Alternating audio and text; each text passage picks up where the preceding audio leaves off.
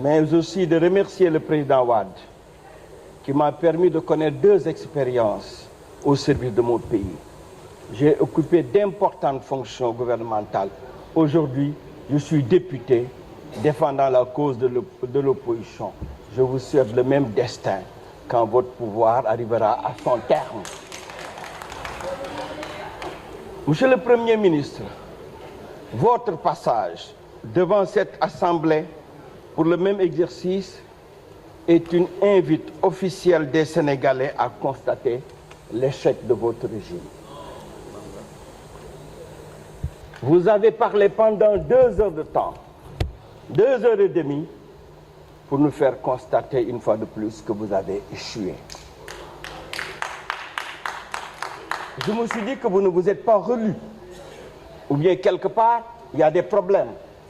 Que de contradictions relevées entre ce que vos collaborateurs nous ont dit en commission technique et ce que vous avez soutenu. Revoyez vos chiffres. Revoyez vos chiffres. Chers collègues, ma politesse m'a amené à n'interrompre personne. Vous n'avez pas entendu ma voix. Ayez la patience de m'écouter parce que vous m'entendrez. Je disais... S'il vous plaît, veuillez écouter le collègue, s'il vous plaît. S'il vous plaît, veuillez l'écouter. Une fois de plus. Veuillez l'écouter, s'il vous plaît. Monsieur le Président, j'espère qu'on tiendra compte sur mon temps de parole de ces interruptions. Je disais une fois de plus, au Sénégal, vous nous avez dit tout à l'heure, le Sénégal pour tous, le Sénégal de tous et pour tous. Ça me fait peur. Le président Wade m'a appris le Sénégal pour les Sénégalais, le Sénégal des Sénégalais et pour les Sénégalais. Ce que vous pratiquez aujourd'hui, un Sénégal pour tous, c'est que le Sénégal est entre les mains de sociétés étrangères. Les sociétés étrangères qui tirent tout le profit alors que notre privé national tire la langue.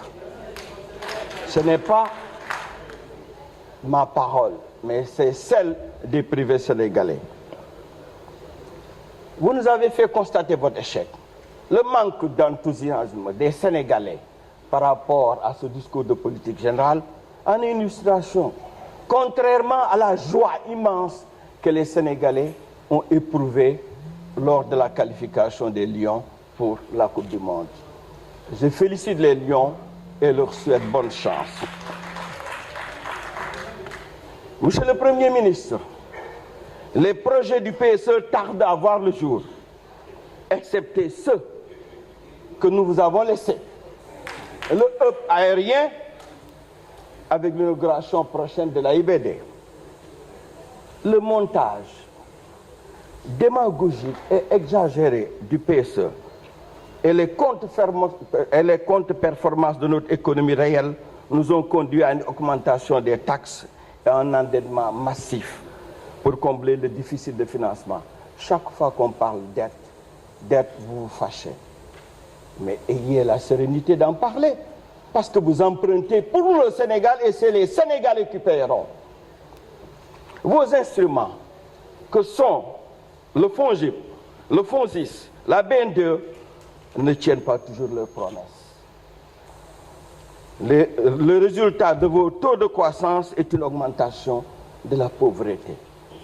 Vous êtes en train de vous couvrir d'auréoles. Nous avons réalisé tel taux de croissance alors que le pays vit dans l'extrême pauvreté. C'est vous-même qui le dites. C'est vous-même qui le dites. De 250 000 familles qui était votre objectif, maintenant vous êtes obligé de prendre en compte 400 000 familles.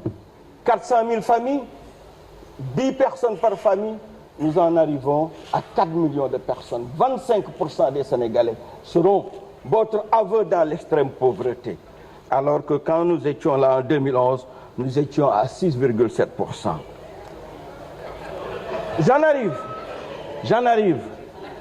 arrive. Ayez la patience de m'écouter. Même si cela déplaît, vous m'entendrez. Le dernier recensement de la population avait fait état d'un taux de chômage de 25,7%. Ce taux était de 10,2% en 2011. D'où votre étrange trouvaille d'entrepreneuriat rapide. Avant de faire un entrepreneuriat rapide, payez les entreprises. Hier, les entreprises disaient au président de la République, payez-nous. Les jeunes Sénégalais sont à la quête d'un mieux-être parce que vous n'avez pas pu leur offrir des emplois. Ils se trouvent vendus en Libye et ailleurs, ils sont obligés d'affronter le danger.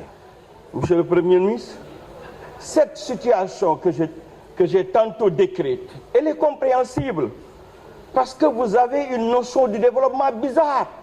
Comment voulez-vous créer des emplois? Comment voulez-vous arriver à un excellent partage des richesses alors que vous ignorez totalement votre secteur privé? Ils l'ont dit et répété.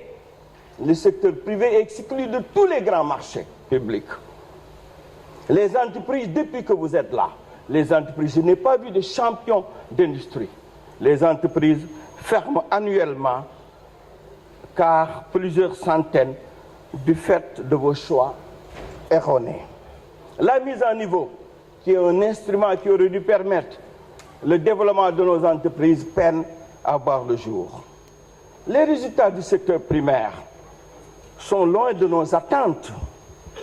Tous vos objectifs, aucun de vos objectifs n'a été atteint.